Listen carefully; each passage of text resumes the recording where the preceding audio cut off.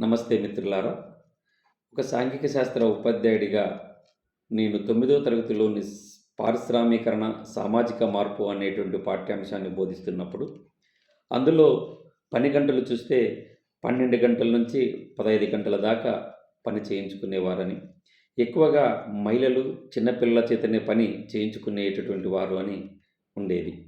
ఎన్నో పోరాటాల ఫలితంగా ఆ పని గంటలు 12 గంటలకు, 10 గంటలకు, 8 గంటలకు తగ్గించడం అనేది జరిగింది. ఆ రోజుల్లో ఉండేవి కూడా ఎక్కువగా ప్రైవేట్ కంపెనీలు, ప్రైవేట్ వారివే వివిధ రకాలైనటువంటి చిన్న, పెద్ద కంపెనీలన్నీ కూడా ప్రైవేట్ రంగంలోనే ఉండేటివి. ఆ ప్రైవేట్ రంగంలో ఉన్నటువంటి పని పరిస్థితులను కూడా మార్చడం కోసం అనేక పోరాటాలు చేసి 8 గంటలకు పని విధానాన్ని తీసుకురావడం అనేది జరిగింది. అయితే నేడు మరి అనేక రకాలైనటువంటి షాపింగ్ మాల్స్‌లో గానీ, పెట్రోల్ బంకుల్లో గానీ, ప్రభుత్వ రంగంలో కూడా చాలా పని గంటలు కొనసాగుతా ఉన్నాయి. షాపింగ్ మాల్స్‌లో చూస్తే ముఖ్యంగా 12 గంటలకు పైగా పని చేయించుకున్నటువంటి పరిస్థితులు నేడు మనకు కనిపిస్తా ఉన్నాయి.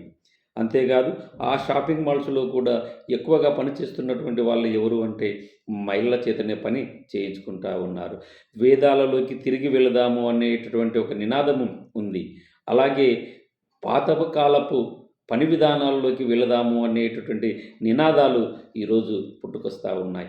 అందులో భాగంగానే మరి ఇన్ఫోసిస్ అధినేత నారాయణమూర్తి మనం వారానికి 72 గంటలు పనిచేయాలి అని చెప్పేసి, అలాగే ఎలాన్ మాస్క్ కూడా 80 నుంచి 100 గంటలు పనిచేయాలి అని చెప్పేసి, చైనాకు చెందినటువంటి జాక్ మా వారానికి 72 గంటలు పనిచేయాలి అని చెప్పేసి, అలాగే ఎల్ఎన్టీ అధినేత అయినటువంటి ఎస్ఎన్ సుబ్రహ్మణ్యన్ వారు కూడా వారానికి 80 గంటలు పనిచేయాలి అని చెప్పేసి నినాదాలు ఇస్తూ ఉన్నారు.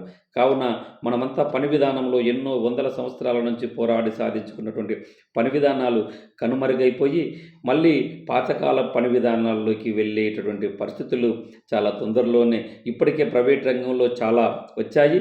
ప్రభుత్వము లేదా ప్రభుత్వ కంపెనీలు లేదా ప్రభుత్వ సంస్థలను రోజురోజుకు ఈ యొక్క కేంద్ర రాష్ట్ర ప్రభుత్వాలు తగ్గిస్తూ వస్తూ ఉన్నాయి. కావున త్వరలోనే మనమంతా కూడా ఆ పాతకాల పని విధానాల్లోకి వెళ్ళేటటువంటి సూచనలు చాలా స్పష్టంగా కనిపిస్తూ ఉన్నాయి. దీనికంతా కారణము మరి కార్మికుల సంఘాల పోరాటాలు బలహీనపడడమే. ఎవరికి వారు యమునా తీరే అన్నట్లుగా కార్మిక సంఘాలను నిర్వీర్యం చేస్తూ ఈరోజు కార్మిక హక్కులను కాలరాస్తూ ఉన్నారు. కావున కార్మికుల ఐక్యత పటిష్టమైన రోజే మనము ఈ యొక్క పని గంటల విధానాలను నుంచి, మనం ఈ యొక్క పారిశ్రామికవేత్తల దోపిడీ విధానాలలో నుంచి తప్పించుకోగలం. కావున మన యొక్క ప్రయత్నము మరి పారిశ్రామిక విధానాలపైన పోరాడాలి అని అంటే, ఈ యొక్క పని గంటల విధానం తగ్గాలి అంటే కార్మిక సంఘాలు, ఉపాధ్యాయ సంఘాలు, విద్యార్థి సంఘాలు అన్నీ కూడా బలంగా పనిచేయాల్సినటువంటి అవసరం ఉంది. వాటన్నిటికీ మనమంతా మద్దతు తెలపాల్సినటువంటి అవసరం ఉందని చెప్పేసి భావిస్తూ ఉన్నాను మిత్రులారా.